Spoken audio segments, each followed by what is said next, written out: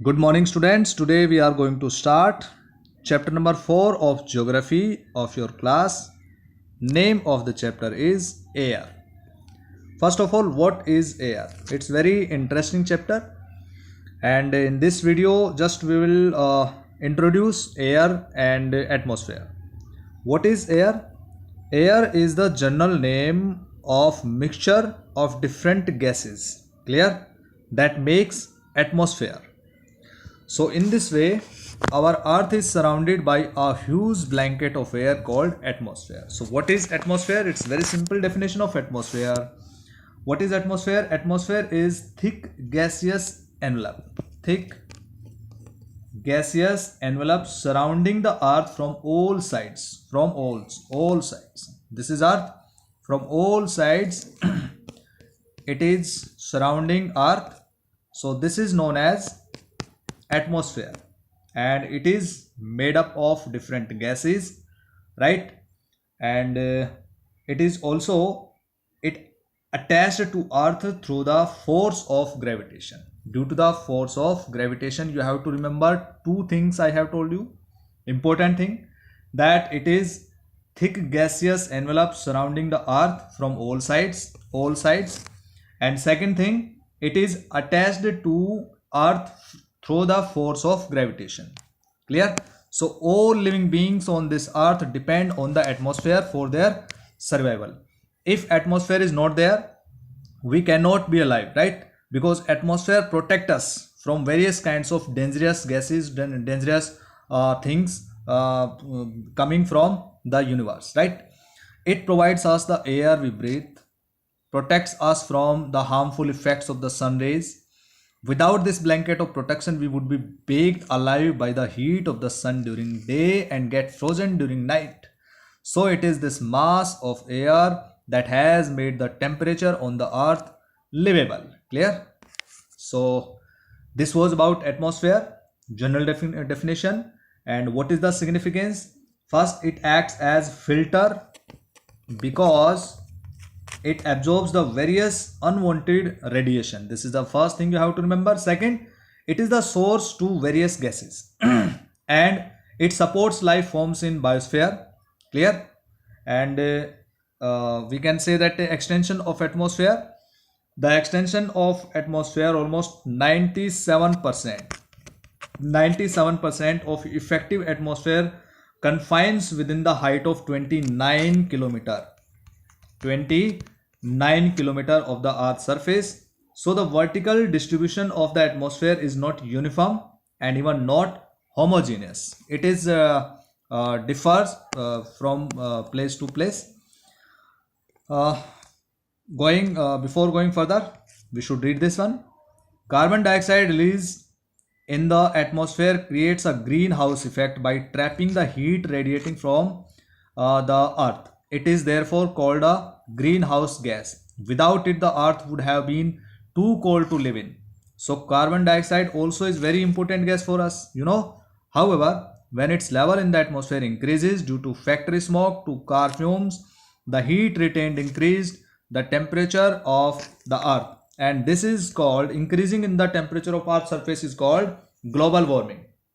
And this rise in temperature causes the snow in coldest parts, right, of the world to melt. As a result, the sea level rises, causing floods in the coastal areas. There may be drastic changes in the climate of a place, leading to extinction of some plants and animals in the long run. In this way, carbon dioxide is very important, but its amount, if increases, then it can be very dangerous. Clear? So this was about carbon dioxide. Composition of the atmosphere. Now we'll discuss about the composition. Do you know that the air we take in while breathing is actually mixture of many gases? Nitrogen, oxygen are two gases which make up the bulk of the atmosphere. Why? Because nitrogen 78%, actually 78.08%, oxygen 21%, carbon dioxide 0.03%, argon 0.93%, and all other gases 0.04%. So in this way, these two are very important gases. Carbon dioxide, helium, ozone, argon and hydrogen are found in lesser quantities, very lesser quantities apart from these gases. And tiny dust particles are also present in the air. So what are there in the atmosphere? These gases, tiny dust particles, and the pie chart gives you the percentage of different constituents of air. This pie chart you can see here. Nitrogen is the most plentiful gas in the air because it is found in 78% proportion. When we inhale, we take some amount of nitrogen into our lungs and exhale it. But plants need nitrogen for their survival. They cannot take nitrogen directly from the air. Bacteria that live in the soil and roots of some plants take nitrogen from air and change its form so that plants can use it. So in this way, you can understand that how the use of nitrogen is taken by plants, how the plants absorb oxygen, nitrogen, and they release oxygen. Oxygen is the second most plentiful gas in the air. Humans, animals take oxygen from their air as they breathe. Green plants produce oxygen during photosynthesis. In this way, oxygen content in the air remains constant.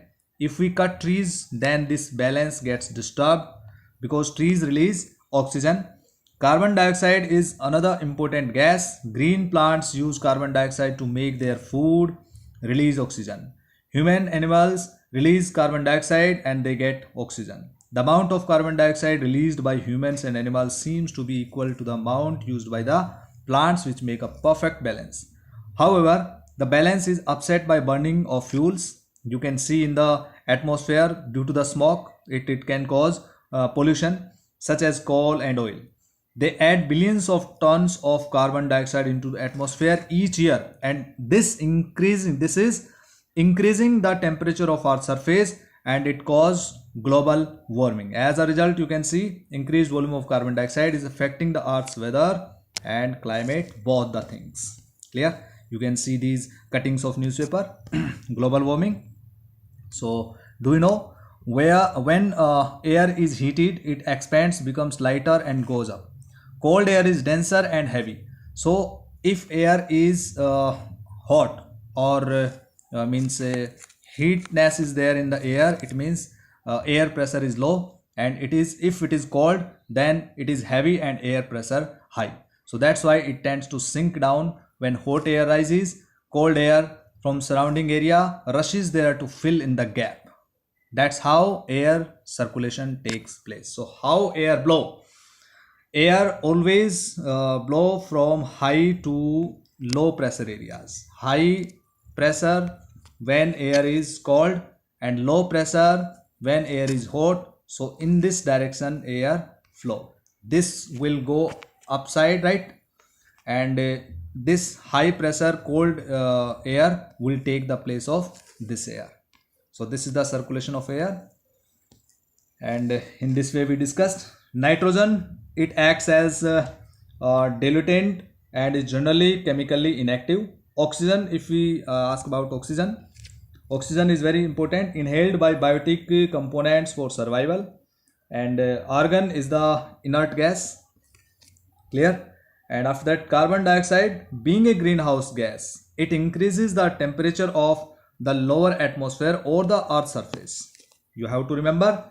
And other gases also are very important in atmosphere. So dear students, in this part we discussed about composition of atmosphere. In the next video we will discuss about the structure of atmosphere, and you have to revise this topic by reading again. So thank you, have a nice day.